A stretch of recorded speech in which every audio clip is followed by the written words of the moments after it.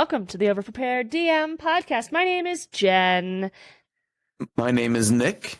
And we are here with the lovely Tim from Blackwater D&D. Hello! Hey, how's it going, everyone? It is going well with me.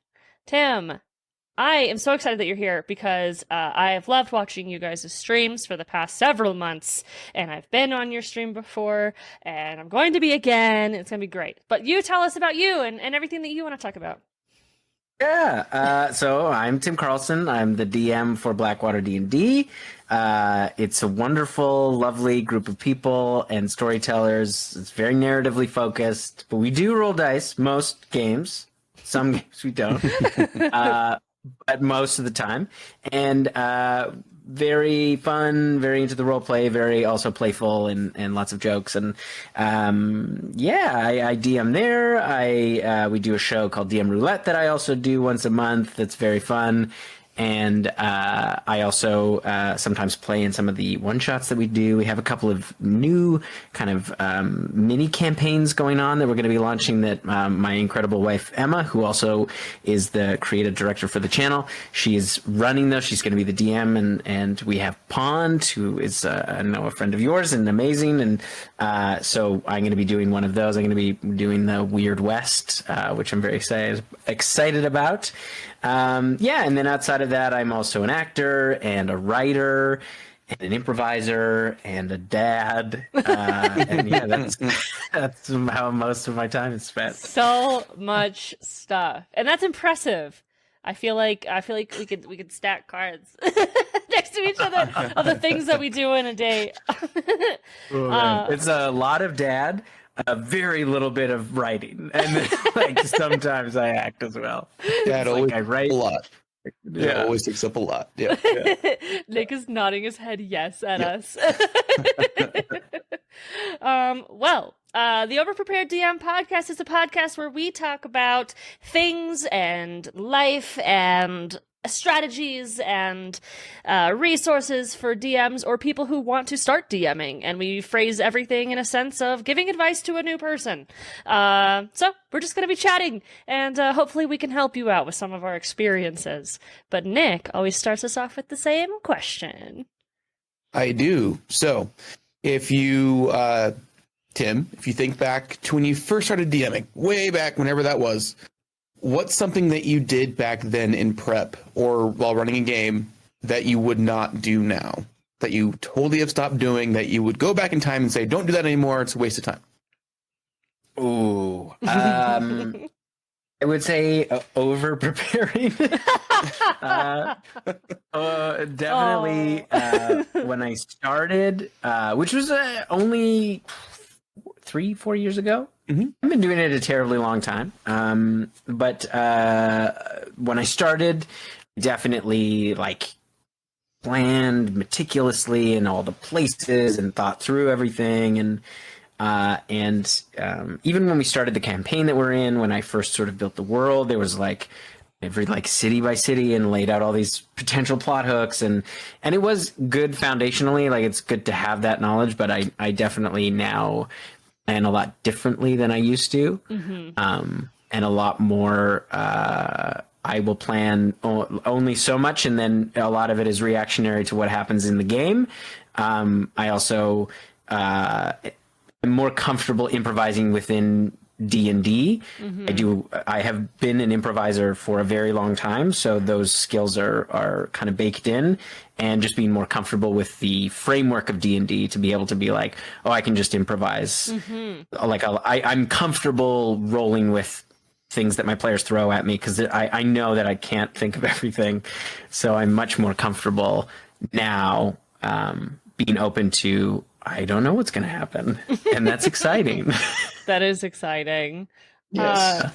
You mentioned side quests that you used to overprepare, and that brings me to think about my overpreparedness, which I always talk about on this podcast.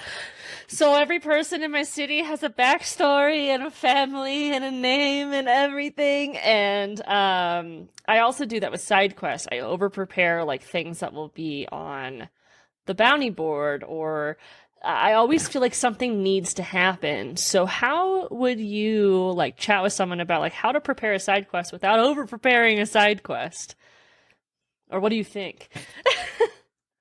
I think for me, I started looking at it a bit differently as opposed to looking at the story element of like, this is the story of this side quest. They're going to go here, they're going to get this thing for these people, and they're going to come back. Instead, I started looking at it like, who are they doing it for? What is their motivation for wanting that thing done? And who are they going to come up against? And what is their motivation? Whether it's a creature, if it's an animal, that's one thing. If it's a group of goblins, like what are they trying to do?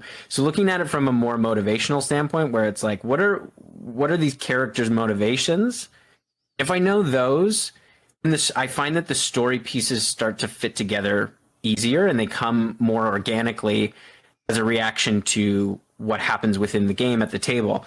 If the players take one action, it's like, if I am focused too much on story, which is something that I did early in our campaign, like the campaign that we streamed, we started as a home game, and certainly for the first like big arc, I had all these like kind of story ideas. And it took a long time. When they did come together, it was very satisfying because it was like all these pieces kind of fell into place, and it was like, whoa, that's very cool. But it took a very long time to get there, and I think there was a lot of time where it was like the players are feeling the slog a little bit.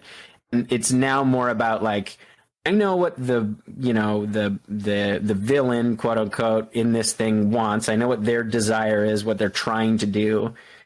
And I know, for the most part, what my players are going for, what they need to do. And so those kind of interactions of like, if I know what they want, it's much easier to like let the narrative be informed by those things, as opposed to coming up with narrative first, sort of top down. I guess I look at it sort of bottom up, if that makes sense. Yeah. What do you think, Nick? You're nodding your head over there. Oh, I mean, it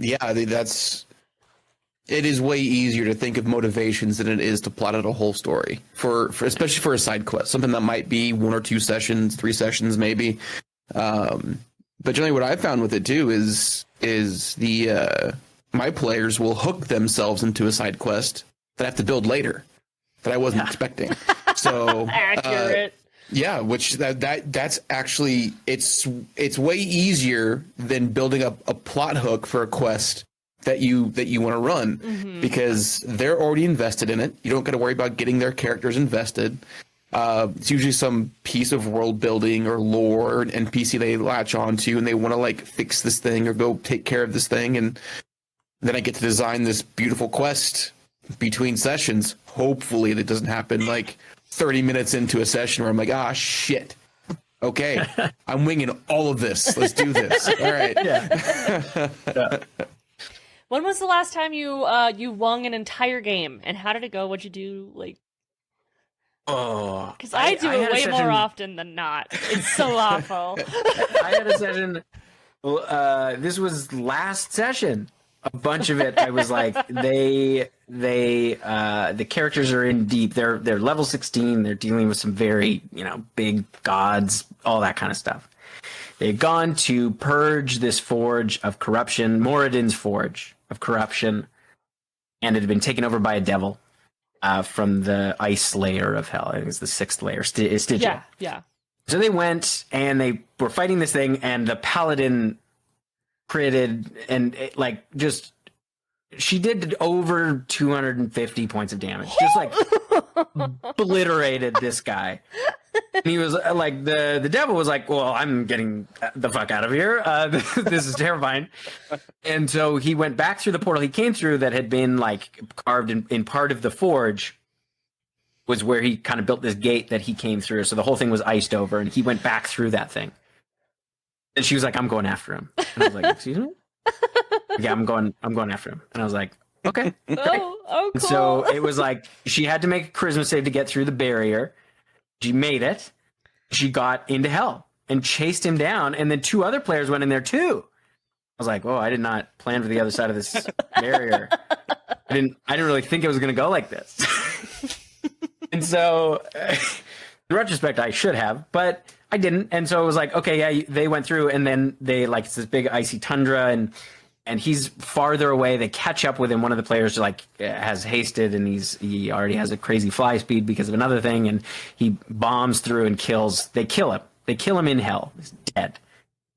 And then it's like, oh, the gate closes, so they can't get back now. So they're just stuck in hell, and it's half the party. Oh, and the no. other two are like, well, the other two are the ones that are able to plane shift, and they're like, oh shit, we've never been there, we don't know how to get. So like, and then they went back, and a bunch of other shit went down. Like it just like everything kind of blew up. That was like a big part of that was like, oh, okay, and then, like luckily some of that got a pin put in it because when they went back, other things happened. So that part of the story took over. So it's like now I have a little bit of time to flesh out what's going on in hell. It definitely, there's been a few times where the players, my players love them all, but they definitely will do stuff. And now I kind of have to, I tell this to my wife, I'm like, I now have to plan wide, not long. Yeah, I have to do that as well. It got to a point, and I don't do this anymore. Please do not do this if you're listening. But it got to a point where you plan so far out that you try to like envision everything that they can possibly do and plan for it, and then they do something different, of course. But but I had like 25 pages of notes for like a 10-minute like thing because I'm like, well, if they do this, then this, and this, and this, and this, and this, and this, and this. It was so bad. It got horrible. Oh, man. The last time that I won an entire game I was laughing so hard when you mentioned it because it was also kind of like a barriers thing that I didn't really expect them to go through.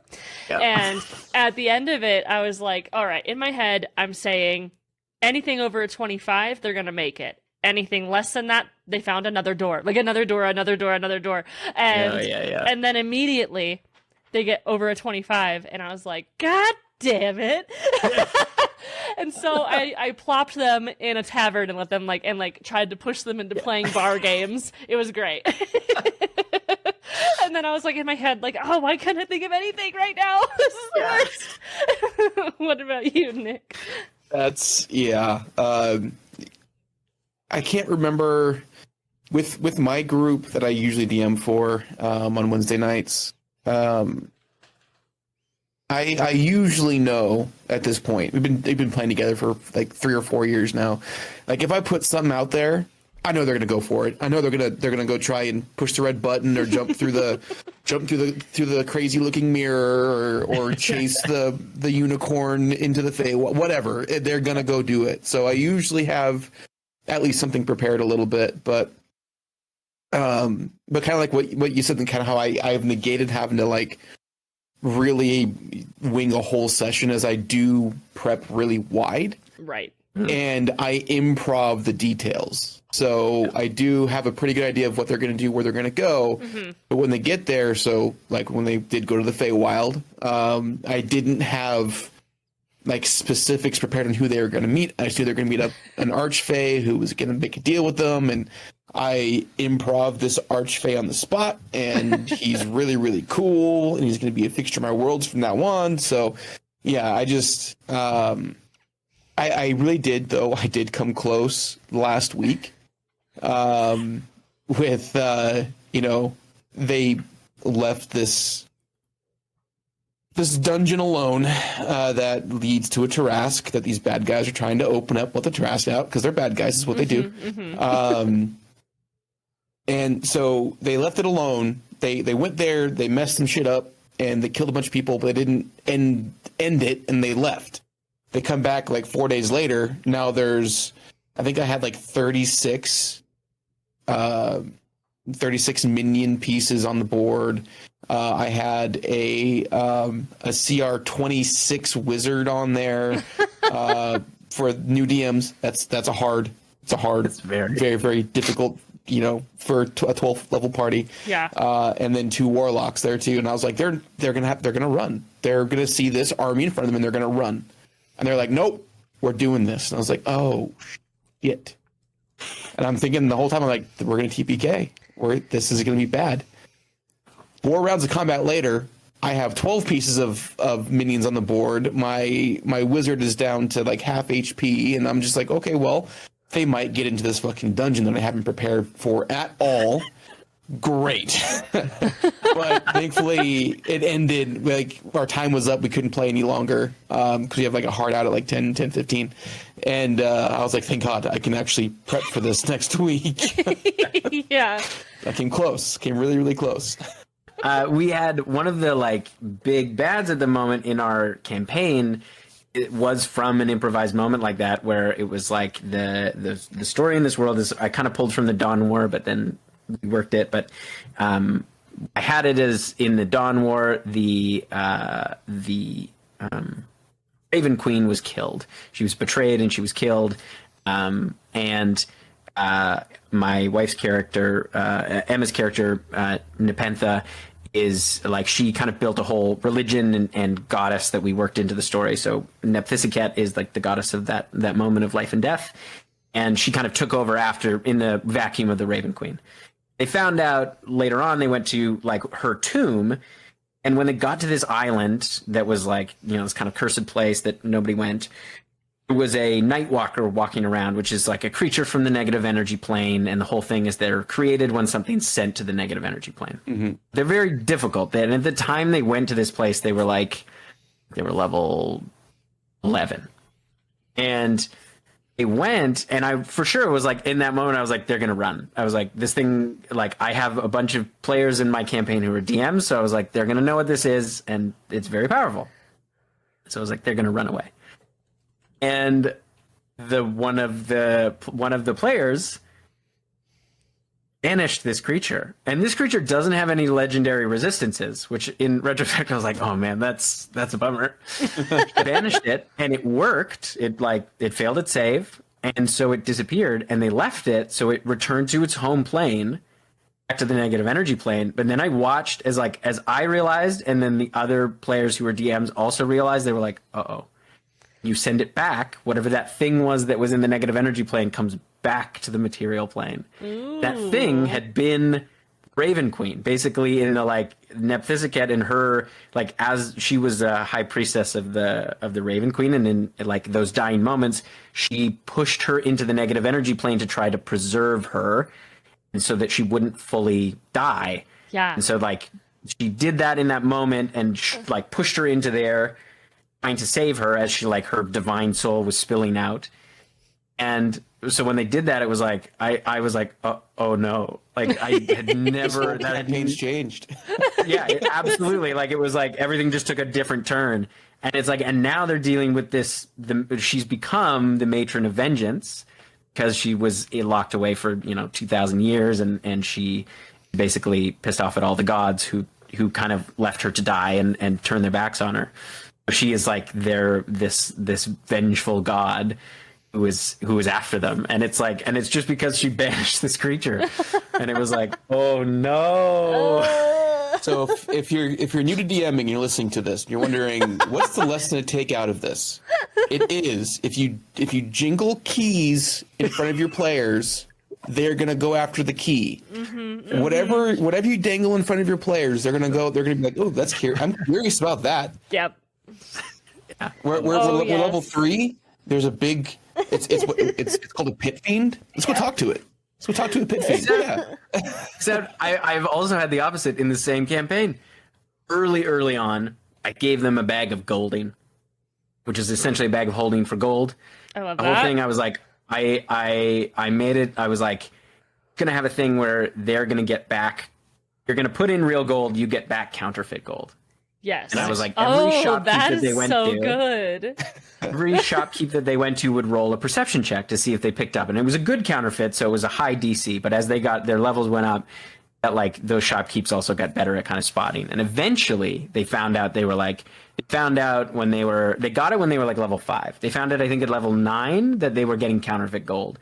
We're like, oh, this fucking sucks. Like, and so they were like, all our gold's fucked up. Like, we got to figure out what's in there. But then they never fully like committed to going investigating what was going on the other side of this bag of golding.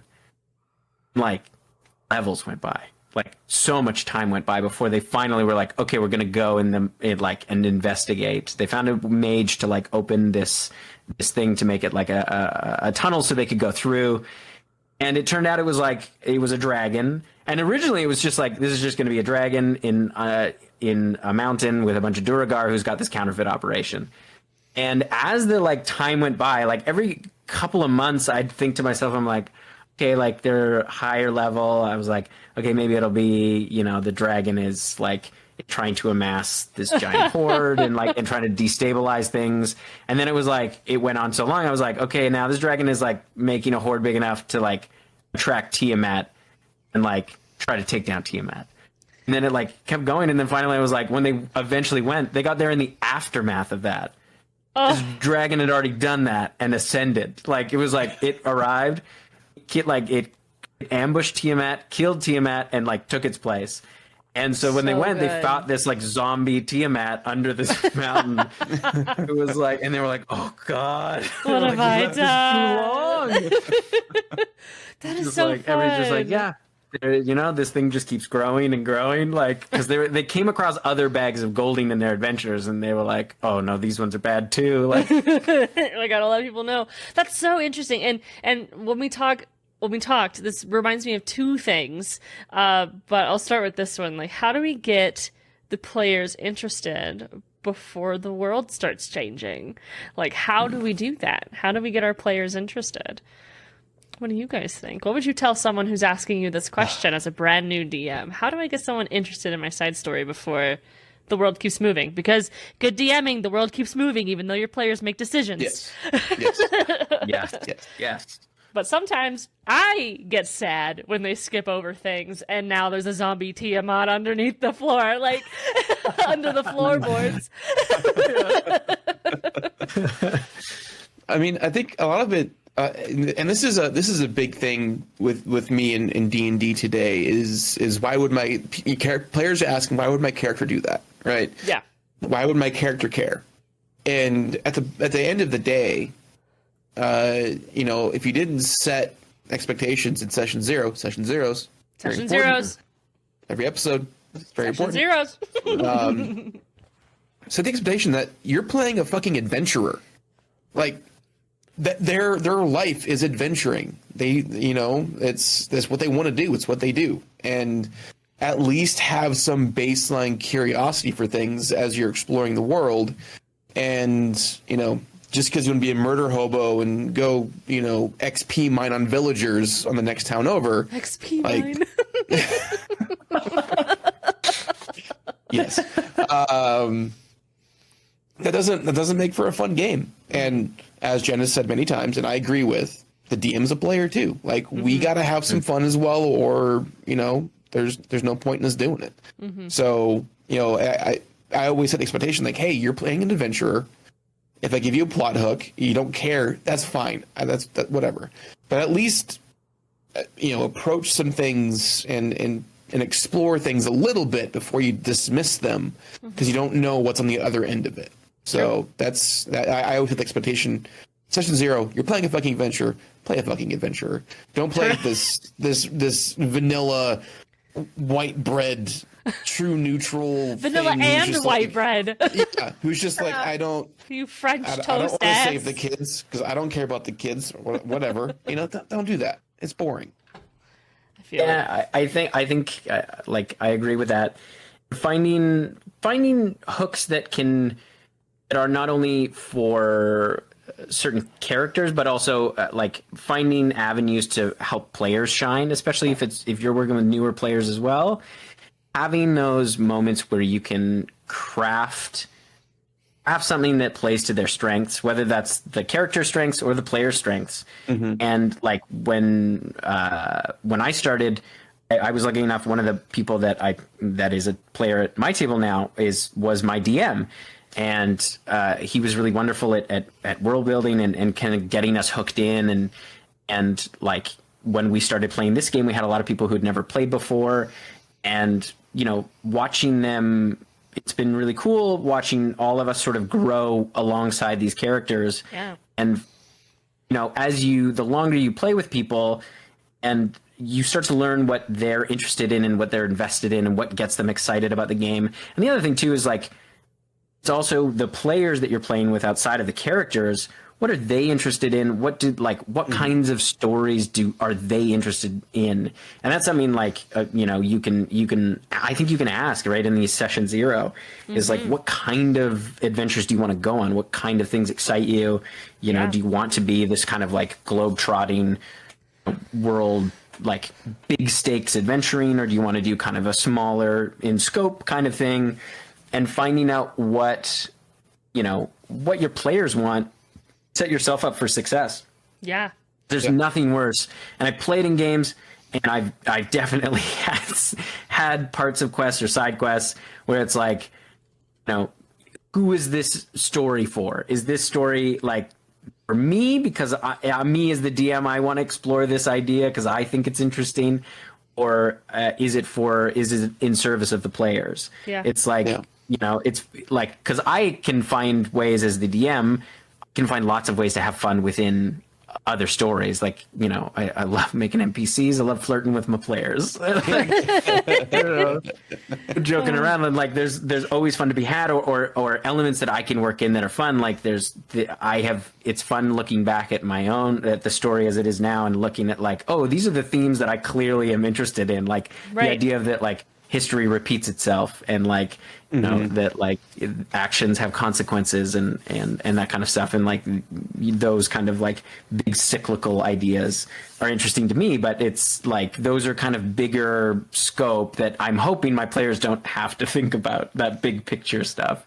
Yeah, definitely. Finding what the characters and what the players want from the game. Is it like, do you just want to kind of goof around and have fun and do you kind of lighthearted adventuring, or is it like, do you want to get into the kind of more emotional end and really invest in the RP and see what comes up and stuff like that? Absolutely. Yeah.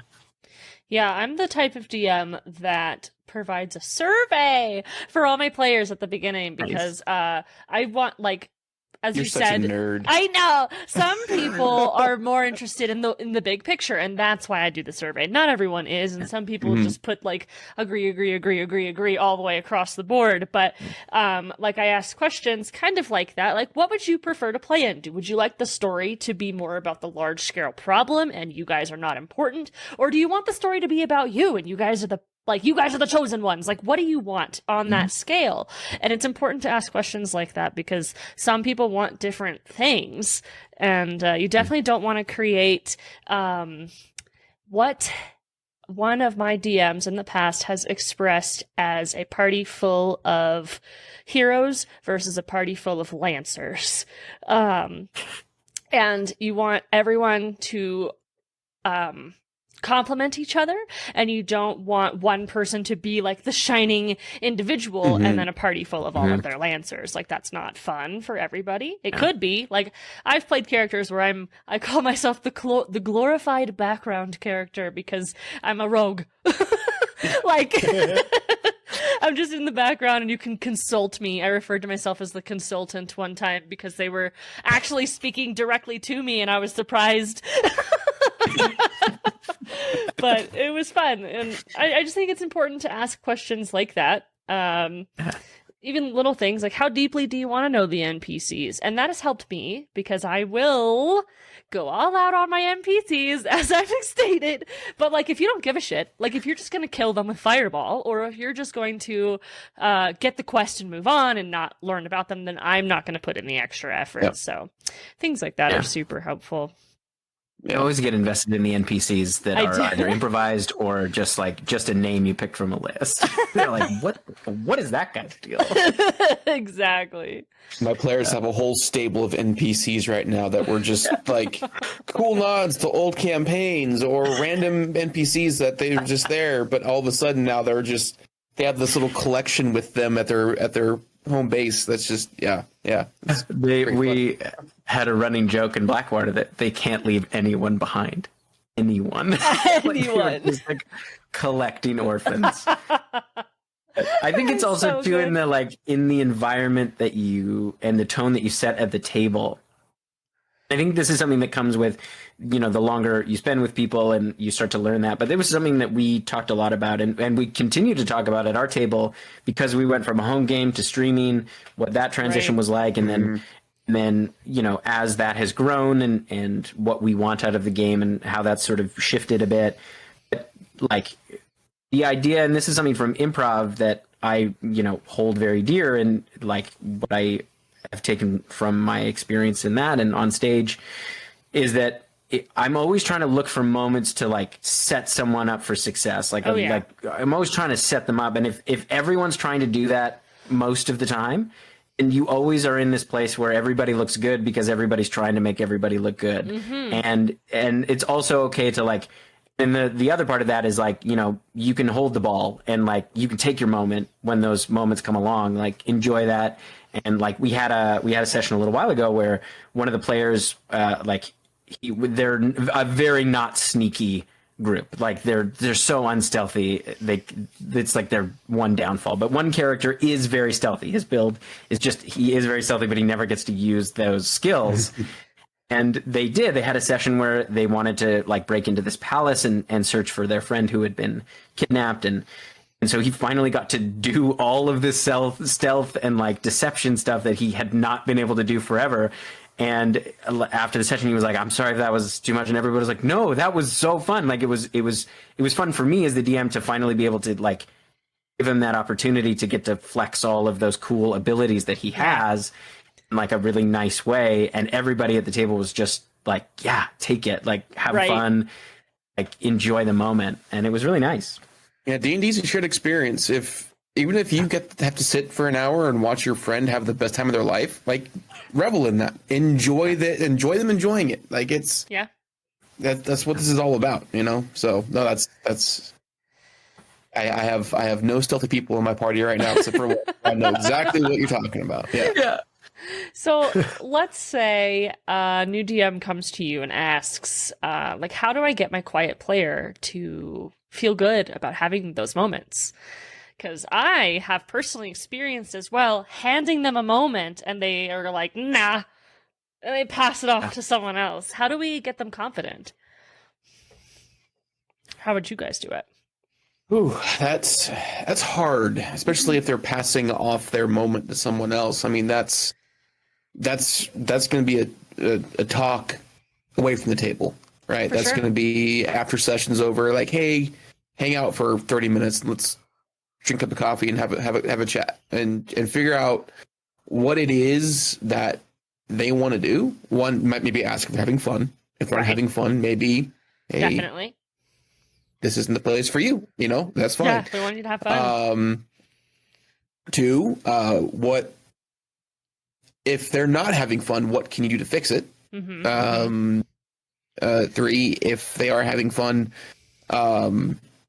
what's stopping them from getting more involved in the story? And you really want to have that back and forth and just work with them on how to interject and make sure that they know it's okay to do certain things, like step in and take charge when especially if they're playing, like if they're playing the rogue and they need someone to stealth, like, hey, it's okay for you to go ahead and step forward and take charge. And for sure, one of the things that I do as a player, because I'm a DM, whenever I get to play, if I see those moments, for example, I have a guy I play with, he plays sorcerer, so it's high charisma, and anytime we get up to a town guard or we have to go, talk away into something that I say in game, I bump Swifty forward.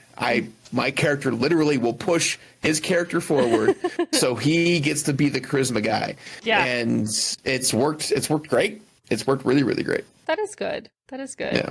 And also, like, if someone's shy, I feel like as a DM, when I'm DMing people who are shy, which doesn't happen very often, most players that I have personally played with have been very loud, boisterous nerds, and I love them to death. But occasionally I get shy friends, especially brand new players. I find that doing a really shitty, dumb voice at them makes them at least break a little bit. The nerves go down because you're sitting there, like, being really exaggerative and talking with them in a different voice, and they'll try to talk back or at least engage a little bit more. I feel like that's helped me in the past. Yeah, make sure they know that no one's going to get made fun. No one is going to get made fun of more at the table than the DM. Mm-hmm. Yeah, exactly. That's true. I agree with both those. The idea of also recruiting other players to to be aware of that and to find moments to pull them in. Sometimes I find that I feel like a lot of experienced players do this naturally. Yes. There's that sort of element of I'm going to go do this thing and I'm also going to will you come along with me? Right. And because I need this or this. And, if you are able to kind of have that as a culture at your table, that is so helpful to help people, again, looking for those moments to kind of set each other up. It's come along, I need you, I know you can do this, and, creating those spaces and leaving those spaces so that can happen. And then, the other, I have definitely done it, of creating an NPC that is becomes important to them, to then draw them out into moments of you have a relationship with this NPC and they want to talk to you, and it's you find a way in to have them drop into something that they care about, and then it's all of a sudden it's there's just this moment happening because this NPC needs you or wants something and to talk to you about something or needs something from you, and you can kind of backdoor kind of get them in if the player is open to that. Some players are kind of closed off to that side of things, but if they're open to kind of dropping into a more emotional moment, that can be a nice way into. Yeah. And also humor. Humor is, for me, is always the most fun way in. Humor is my disarming in general. So rolling it back to about 20 minutes ago, hard segue. So you guys talked about kind of feeling players going into areas and feeling they're gonna run, and they don't run. How do you think? Because while I will always say, just roll with it, make it work, like Tim Gunn says, make it work. There's going to be a DM listening who wants to make them run. How do we do that? How do we make them run? Because some parties will gain so much confidence that they can never be beat.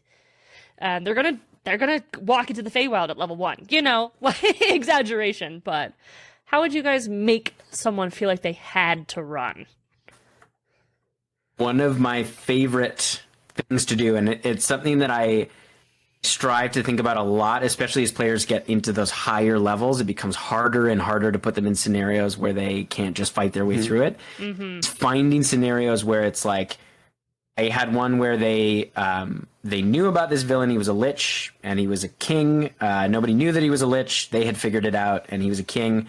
But he showed up at a royal wedding of the queen that they were close with, and one of our players is married to this queen. Mm-hmm.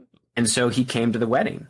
So there was all these dignitaries around, and they couldn't do anything about it. It's you can't start a fight with all of these dignitaries around. There's kings and queens from all over the world. Right. And so they're now in this situation where it's we have to do something. We can't do anything. And they get a letter because one of their characters was closely related to this character, and finding those scenarios where it's you can't just fight your way through it. Something or someone is in danger that is more pressing than trying to fight this thing. That's another way in where it's they went, this was recently, they went to a city that was being destroyed and by the Matron of Vengeance, and they couldn't confront her because one of their beloved NPCs was fighting for his life and his family's life. And it's you put them in scenarios where it's you can choose, but if you choose this, if you go to choose and fight your way through it, there's going to be consequences that may not be very satisfying for you. So it's trying to find those moments, I think, for me, where combat isn't the best choice, the easiest choice. What do you think, Nick? Because I definitely agree with that. I do the same thing, I think. I will usually, if they run into something that they shouldn't run into, I'll give them a good like round, 2 rounds of combat first, and to let them know, like, hey, this thing is fucking you up, and then that thing will, I'll improv something where it stops fighting for a round, give them the chance to run, but I mean, it's also hard. You don't want to make them feel like they're forced to run, Yeah. So, it's just usually if something like that's going to come up, they see what they're going to fight, kill something else that's way tougher than they are. So that makes sense. That's a good I mean, visual cues. Yes. Yeah. So, for example, in my campaign now, there's a champion of Tiamat flying around in the world. It's an ancient red dragon who is not a monster manual red dragon. He's, way tougher, way harder to hit, everything is just harder on him. But he just straight up killed one of their friend dragons, a silver dragon. Just killed her. Just killed her. Just done. And they were like, oh, shit. We can't fight that thing. It's they'll see that thing kill something else that they know that they couldn't kill in the first place. So I scare them a little bit. I mean, You're not move mean. I like That's is also perfect. another move I like is having that villain just leave, just be like, you mean nothing to me. I'm leaving. Like, Right. You're like a having roach. them, because like in my experience, my players hate nothing more than when the bad guy gets away. It's like it drives them mental. That's fair. Like, they hate it. That's fair. I will utilize death, not just of the party, but maybe to scare someone. I'll have them bring them down to 0. Not kill them, but especially if they're being pushy, if they're really trying to get into a fight with this. But kind of like you said, you're nothing. Like, look, I can squash you. That's the point. It's not, I'm going to kill you because I'm an evil DM. It's, I'm going to squash you. Now you have someone downed, and we got to figure that out. And he's going to leave while you guys figure that out. He's going to walk out with the peace sign. But I want them to feel like they shouldn't just chase that trail, and they should also feel more immersed with other things going on, especially when you start showing the B-bag, as I call it, the BBEG. They're going to get more interested in just going directly to him or whoever it is or whatever it is, and need to make sure to show them that they need to get stronger, or they need to have their growth moment, or they need to do more things before they just go charge the B-bag. Yeah, and there's a perfect example of that in the second campaign of Critical Role when Molly Mock died. They went after the slavers who had their friends, and that dude just fucked them up, killed one of their people, and was like, "You want any more? No? All right, fuck you, leave." Yeah. It was very much like hey, that's a wake up moment. Yeah, you might kill one of your characters, which sucks, but at the same time, they made the choice. They went after it, and their choices have consequences. Maybe you don't TPK the party. Maybe you just kill one of them and walk away. Yeah. And what I really do like to do is kind of what Nick mentioned, is having the monster that is way too strong, or the one that's going to murder them, pause for a second, because I do want them to know that they do have a choice. And I want them to know that I'm not DM versus PC, and I want them to know that I do want them to win. Like, but if they don't walk away, they made a choice. Choices were made. I remember specifically having a moment in our campaign where they I think it wasn't that long ago, where they're like things I sort of think of it as they shifted into hard mode. It's like they went to a place that was a really hostile place and lots of giant clans and stuff like that. And I remember they were fighting somebody, and one of their characters went down, and up until that point, outside of the kind of main villains and big fights, most people weren't going for the double tap once somebody went down. These giants were smart enough to know that, like, if they go down, they're not dead. You have to kill them. And it was like, and they also had at the time they had 2 clerics in the party, and like death is so hard to stay in this game. But it was like they watched that giant like knock down the paladin and then finish off the paladin, and it was like they were like, oh no, like this we're on this place is scary. Like it was like all of a sudden things got very real, where it was like, oh, we can't just fuck around. Like this place is, we've got to be on our toes the whole time. And like, not saying that you should go out of your way to kill someone, No. but if the opportunity presents itself and you're in that situation, it's like, I like to think about of like, is this a monster that like, is it a beast who just wants to get away? It's like, I'm going to knock you down so there's less of you so I can get away. Right. Most creatures want to survive. Or is this like a giant that's smart that knows that like you're still a threat until you stop breathing, and then I can deal with the rest of you. And it's like starting to think in that terms, especially as you get into higher levels. I think at lower levels you can be a little bit more. Yeah. The creatures that you're coming up against are a bit more just like, get out of here. You pest. Yeah, I set the expectation early and often that my bad guys will coup de grace the characters. That's how I killed my wife's character. Wow. I keep trying. I keep trying to kill my wife's character, but He's the only one that I kill. I don't. He's the only one who hasn't died yet, and not for lack of trying. Purpose. It's not on purpose. For lack of trying. That is so funny. We have talked about so much, you guys. We've talked about rolling dice most games. You talked about your DM roulette, which I wanted to ask you more about in just a second. We talked about side quests without over-preparing. We talked about improvising, motivations, winging it, getting the party interested in side stories, session 0, and planning, of course, as always, engaging shy people, and making the party run. But I wanted to ask you a little bit more about your DM roulette, because I think that is a very creative thing that is specific to you guys, and I want the world to know about it. So it came up in a discussion on one of our other shows we sometimes do called Behind the Screen, and our player and is a wonderful DM in his own right, Adam Lucas. He came up with the idea, and he and my wife also kind of helped contribute to kind of refining it. But the idea of having a group of DMs play, and so the way that we do it on our channel is that there's usually 5 or 6 of us, and everybody, we all get kind of stock characters at the top. Somebody builds them. One of our producers builds them, and we just give a name. So we each put in a name other than whoever's starting as the DM. But every 15 minutes, or every 15 or 20? 15 minutes, the DM chair switches. So we all rotate. It's like we all rotate one to the right. So whoever was this character now becomes the DM becomes a character, and we all kind of switch.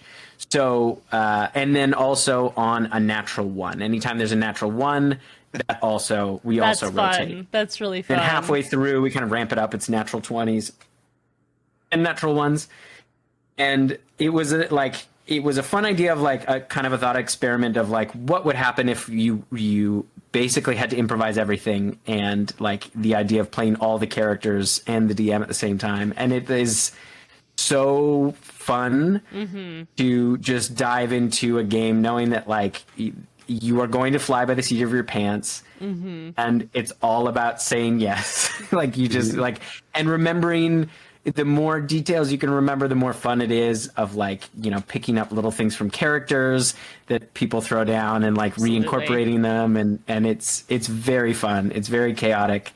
And yeah, it's like learning. It's a very good way to learn how to run a one shot. Yeah.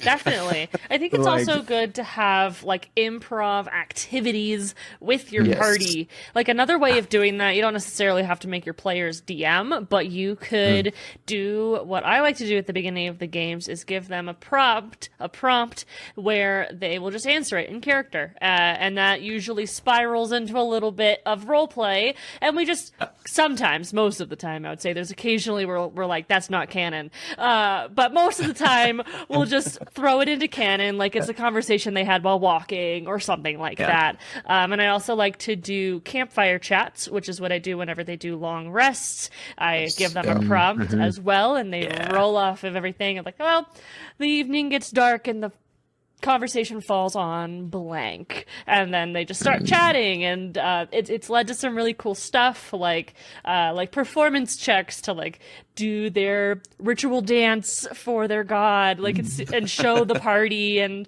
have a fun engaging in a time of them pretending to be really bad at this dance or failing it miserably. Like, it's really fun. There's a lot of things that you can do to get people more comfortable. But Tim, if you had one single piece of advice to give a new DM who has never touched the table before, only get one, and they say, what do I do? Like, what's your best piece of advice? What would you say? Oh, give me your advice. How do I DM? Oh, wow. No pressure. No pressure. I would say be open to changing your plans on a dime. Oh, yeah. Don't be married to anything. Like, always, I think the moment you start fighting what the players are giving you or the natural kind of progression of the story is when you get into trouble, I think. And you can get into a situation where the players become unhappy with what's happening because they don't feel like they have agency. So that's my philosophy anyways. And again, I'm very comfortable in improvising. I think it's a very important skill. Yeah. But also trust that you know how to tell a story. Yeah, It's definitely. like it's baked into, I think, all humans. Like, you know how to tell a story, be open to what the players give you. Yeah. That's great advice. Yeah. And then it would follow with, how do I do that? But that's for another time. Dude, I don't know. I don't know. My first day. I know how. You sit down, you roll some dice with your friends, and then you learn. Yes. You learn how to do that. Learn Yes. together. Yeah, exactly. Well, this was a great hour together. This is crazy. It went by so quickly. Yeah. We talked about so many things. It always goes by so fast. It does. But my name is Jen. Thanks for listening to me ramble for an hour with my friends. You can find me at Jen is Online on everything you can possibly think of. My name is Nick. You can find me at EmoAasimar on Twitter and Instagram, and Southwest Gaming Society on Twitch on Wednesday nights with the Crit Chicks, where we play D&D. Nice. Thank you so much for having me. I'm Thank Tim you for being Carlson. here. I'm the DM for Blackwater D&D. We're on Twitch on Saturday nights. We also do DM Roulette once a month on Wednesdays, and we have some other mini campaigns happening on Wednesday nights as well. So tune in on Twitch at 8 p.m. Pacific time. And thank you so much for having me. This was a delight. You were both wonderful, and lovely chatting with both of you. Well, I hope you guys listening had a good ride to work or listen in the bathtub, whatever you were doing. We will see you in 2 Sundays, and I hope you have a wonderful rest of your week. Bye. Bye. Bye.